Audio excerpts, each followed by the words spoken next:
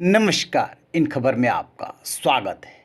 7 जनवरी 2015 का वाकया आपको याद है ना, जब पेरिस में शार्ली एब्डो व्यंग्य पत्रिका का दफ्तर अचानक गोलियों की तड़तड़ाहट से गूंज उठा था और उसमें मौके पे ही 12 लोग मारे गए थे।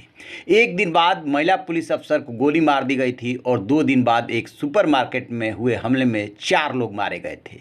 इस तरीके से 3 वारदातों में 17 लोग मारे गए थे। और अब उस पूरे मसले पे आया है अदालत का फैसला, जिसमें 14 लोगों को दोषी ठहराया गया है और उन्हें 30 साल की सज़ा सुनाई गई है। अदालत ने उन्हें आतंकवाद की आर्थिक मदद करने और आपराधिक आतंकवादी नेटवर्क का हिस्सा पाते हुए 30 साल कैद की सज़ा सुनाई है। जिस समय यह फैसला सुनाया गया है, 11 अभियुक्त थी जो वहाँ पे मौजूद थे, बाकी 3 वहाँ पे मौजूद नहीं थे।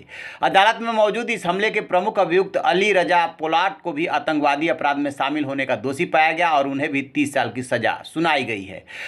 11 अभियुक्तों में से 6 पर से आतंकवाद का चार्ज हटा दिया गया था, क्योंकि अदालत ने उन्हें उससे छोटे अपराध का दोषी पाया था।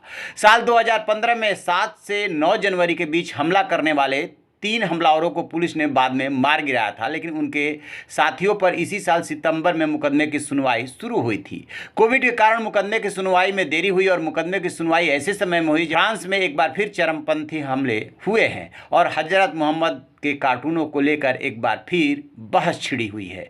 आपको बता दें कि पूरा का पूरा वाकया जो है पैगंबर मोहम्मद के कार्टून छापने को लेकर के ही हुआ था। 7 जनवरी 2015 को सैड और चेरिफ कोची नाम के भाइयों ने शार्ली एब्डो के दफ्तर में घुसकर फायरिंग की थी और एडिटर स्टीफन चार्बोनियर, 4 कार्टूनिस्टों, 2 स्तंभकारों, 1 कॉपी एडिटर, 1 केयरटेकर और 1 मेहमान की हत्या कर दी थी। हमले में एडिटर के अंगरक्षक और एक पुलिस अधिकारी भी मारे गए थे। पुलिस ने जब इन भाइयों की तलाश शुरू की तो एक बंधक संकट पैदा हो गया। इनके एक सहयोगी ने एक महिला पुलिसकर्मी की हत्या कर दी और एक यहूदी सुपरमार्केट में कई लोगों को बंधक बना लिया। इस शख्स ने 9 जनवरी को 4 यहूदियों की हत्या कर दी। बाद में उसकी भी पुलिस की गोली से मौत हो गई। मरने से पहले रिकॉर्ड एक वीडियो में इस शख्स ने कहा था कि इन हमलों को इस्लामिक स्टेट समूह के नाम पर अंजाम दिया गया। शार्ली एब्डो के दफ्तर पर हमला करने वाले भाइयों की भी पुलिस की गोली से मौत हो गई थी। शार्ली एब्डो सत्ता विरोधी व्यंग्य छापती है। अति दक्षिणपंथी ईसाई, यहूदी और इस्लामिक मान्यताओं पर प्रहार करने को लेकर यह पत्रिका लंबे समय से विवादों में रही है।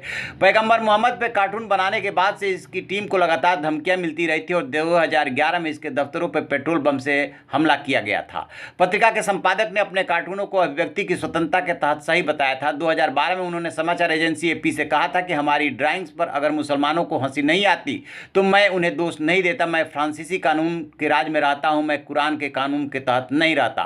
2015 के हमलों के बाद हजारों लोग शार्ली एब्डो के समर्थन में सड़कों पर उतर आए थे और फिर मैं शार्ली हूं हैशटैग यह नारा पूरी दुनिया में छा गया था। और जब इस पूरे मसले पर सुनवाई शुरू हुई थी उस दौरान भी पत्रिका ने जो है वही कार्टून छापा था, जिसको लेकर के और विवाद बढ़ा था और एक बार फिर से फ्रांस इस्लामिक दुनिया के निशाने पे आ गया। लेकिन फ्रांस के राष्ट्रपति जो मैक्रा हैं उन्होंने कहा कि मैं पीछे नहीं हटूंगा और उन्होंने इस पूरे मसले को लेकर के सख्त रुख अख्तियार किया था और अब उस मामले में सजा हुई है।